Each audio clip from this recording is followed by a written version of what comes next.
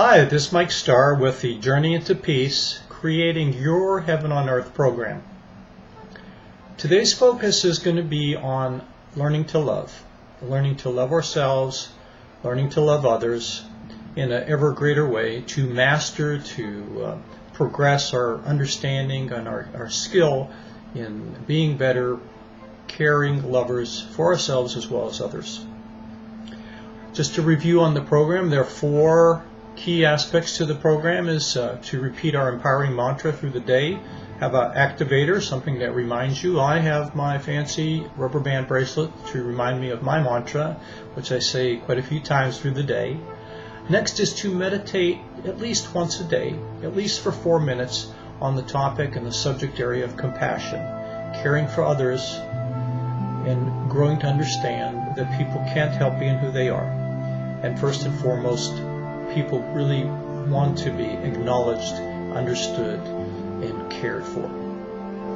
Next is to work at least 4 minutes on our positive improvement area with actions. And lastly, to take a bite out of our elephant in the room for at least 4 minutes a day as well with some actions. Today's term is empathy with boundaries. Empathy with boundaries. We've spoken a bit about, at least I have anyhow, about empathy being understanding why people are the way they are, and having a sense of, given their upbringing, their socioeconomic status, their geographic location, the era in which they were raised, the country, their birth order, giving all those circumstances and happenstances that they can't help being who they are, and to understand that. And that when we see them acting in a manner that maybe bothers us or offends us or doesn't seem we're not in agreement with, is to realize they're just being themselves. And that by acknowledging them, that is a very good first step and an important step to facilitate the communication and harmony between us. Now, that said, there are boundaries that we should have for ourselves. Just as between countries without boundaries there would be anarchy. In our own personal condos or apartments or homes, if we didn't have boundaries of where our land began and ended, where our rooms begin and end, it would be anarchy as well, with people making claim to things and how do we settle that dispute. So firm boundaries, strong fences do make good neighbors. I do believe that, and they make good citizens as well. So in our relationships with people, if we are clear, if we are mindful of where our boundaries are, we can communicate in a proactive manner when others are crossing them or coming close to crossing them, and let them know what the consequences are of that. I think we know that we see, at least on a national level and an international level, that strong boundaries do lead to peace. And sometimes they have to be reinforced properly, but when we have good, firm boundaries, it makes for a certain degree of certainty and understanding of what is acceptable, what's not acceptable. So I would say in your efforts to have boundaries with consequences, first, be clear about what you believe in, what's important. We don't want to have too many boundaries because then it becomes almost a control issue. But perhaps one of our boundaries is we will not be spoken to in an abusive or an insulting manner. And the consequence of that may be that we will say, I've spoken before about insulting me and using foul language in my presence about me or towards me, and I am leaving the room. I'm going to go for a ride. I'm going to go for a walk. It doesn't mean I don't care for you. It just means that is not something healthy for me. Now, the art of communicating that is truly an art, and it's one that I continue to work at. It's best not to tell another that they're bad, but their behaviors are making us feel in a certain way. So what I have found is most effective is to say, when you raise your voice, when I am being called demeaning names, it makes me feel afraid. It makes me upset. It makes me feel uncomfortable. And because of that, I want to protect myself and take care of myself, and I will leave the room. I may leave the house. I may go for a ride. I'll let you know, and so and to communicate that proactively before the situation occurs. More to come on boundaries and empathy. They do go hand in hand, and to be having a healthy relationship, we have to be clear about our boundaries, communicate them before the incident, and also what the consequences are. Now, the main topic of today's YouTube video is learning to love. And I would ask that all of you be students of loving. Be constantly learning and admit that there is yet much to learn. I will be the first to admit that for myself. There is yet much to learn about loving. And loving is a two-sided coin. We must first and foremost love ourselves in a healthy manner. And we must then in turn learn to love others in a healthy manner as well. It's actually, I think, a little bit more difficult sometimes to love ourselves than it is to love others. But I would say briefly, in loving ourselves, we have to act in harmony with our beliefs. It's hard to love yourself or care for yourself if you have your beliefs on one hand and your actions on the other hand, and they are out of alignment. But when our beliefs and our actions are in alignment, we have integrity in our life. And that is an important part of learning to love yourself, is to have that integrity of doing what you believe in and joining them together.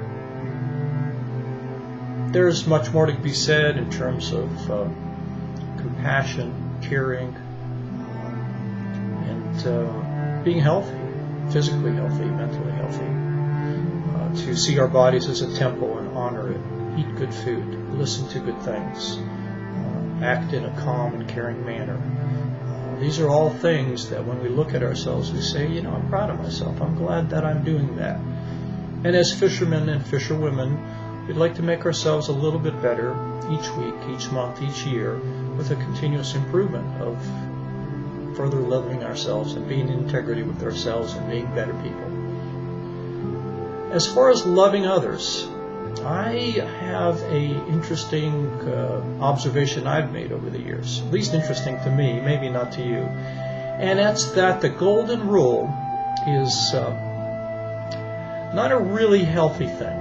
It hasn't been for me. I consider myself to be perhaps a little bit out of the ordinary, maybe a little strange, maybe extraordinary, maybe eccentric. Maybe we all see ourselves that way. But for me to treat you the way I want to be treated, that usually doesn't produce really a lot of great results for me. It hasn't. I like the platinum rule, which says treat others the way they want to be treated. Treat others the way they want to be treated. To do that, we have to spend some time understanding who they are, understanding what they like, what makes them feel good, what makes them sad, what makes them scared, what makes them laugh, what makes them feel safe, what makes them feel comfortable.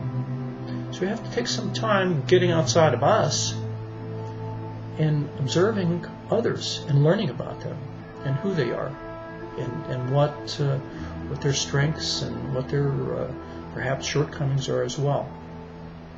So the platinum rule, I think, is a great vantage point to have in loving others. As they say in business, leaders are readers, and we are leaders. We're leaders in our households, in our communities, with our relationships. So I, every once in a while, do recommend books. One that I think is another great read is The 5 Love Languages by Gary Chapman. Sorry, Gary, I'm not doing you justice here. And I'll read a little bit from the back cover of his book, The Secret to Love That Lasts. How do we meet each other's deep emotional need to feel loved? If we can learn that and choose to do it, then the love we share will be exciting beyond anything we ever felt when we were infatuated. And in this book, Gary Chapman talks about how we fall in love. There's this in-love experience that is sort of a honeymoon experience that lasts at most 2 years. And after that is the time for a true opportunity for a loving, caring friendship. And in the 5 love languages, he talks about the fact that we each feel love in different ways, and they're in 5 categories. And anything beyond that tends to be just dialects of those 5 love languages. And those are words of affirmation, quality time, receiving gifts, acts of service, and physical touch. The valuable part, I think, of his book is it is the platinum rule. It's treating others the way they want to be treated and taking the time to understand another's love language. He speaks of the love tank, an emotional sort of reservoir that often is empty as a result of perhaps someone's upbringing and the problems that occur later on in life when one's love tank was empty for so long. And in learning to maybe not necessarily fully fill it, but to add to that love tank is a really valuable lesson. So a good read, the 5 love languages, in learning to be a master of loving others. And lastly, I would leave you with these 2 thoughts, these analogies, these perspectives of learning to love others. I say, be a mirror and be a gardener. Be a mirror, be a gardener. As a mirror, we see that our role is to reflect back to the other person their gifts. As Helen Keller said, if we look to the sunshine, we don't see the shadows. John Maxwell says one quick way to tell whether a relationship is going to be successful or not is does the couple have a higher opinion of themselves than their friends do? Because they're focusing on their strengths and their gifts. So I say, as a mirror, in that relationship that means much to you, in fact all relationships, is to reflect back their gifts, their strengths, the things you admire, and frame them often, if not constantly, in those gifts and those strengths and those things that just really you love about them. Their humor, their confidence, their sensitivity, whatever it may be. Be a mirror and remind them. Because the only way often for some of us in relationships to be sure is to be reassured. And that may need to happen a couple of times a day or more. So don't ever find yourself in a position that, hey, last month I told you that I loved you and I thought you were a great guy or a gal. Why did you forget? To be sure, you have to be reassured. So be a mirror. Reflect back the goodness in others. And as we show them their goodness, they're far more likely to blossom and move in a positive direction. The other thing is to be a gardener. What is the role of the gardener? The role of the gardener is to nurture, to nourish, to bring the proper water, sunshine, pull a few weeds here and there. Weeds might be some bleeding reconciliation or dialogue. And provide the right fertilizer. We don't prepare the soil the same for roses as we would for, say, petunias. And to recognize that each of us has different love languages. And someone once says, are you growing a prince or are you growing a frog? As you put energy and effort into being a gardener and bringing out the best in the other, by learning their love language and adding the right sunshine, the right watering, the right sincere comments of appreciation and gratitude, we bring out the best in others. Yes, we spoke earlier about empathy with boundaries and have your boundaries with consequences. That's not a bad thing. If you don't have boundaries without consequences, you are enabling the bad behavior in those around you. And shame on you. Shame on us. So that's no different than putting a fence around your garden to protect it from being eaten by the deer or the rabbits. It makes for a healthy relationship. So be a student of love, master it, learn it ever better, and read and learn and share and practice. Practice loving others. So with that, I thank you once again for participating in the program, Journey into Peace, creating your heaven on earth. And as I've said before, your heaven on earth is not a place. It's a process. It's a progress. It's a way of being. It's a way of seeing. It's a way of noticing. It's how we look at the world. And it's the things that we do in small, simple, tiny efforts of progress that promote the goodness that we bring in our life. The more or less, more good, less bad, more happiness, less suffering. So be fishermen and fisherwomen of peace and happiness, and be happy and celebrate and savor the minnows. For now, if you're catching a minnow or two a day, excellent, excellent. Savor, celebrate, enjoy those small successes. Sat Nam. Thank you.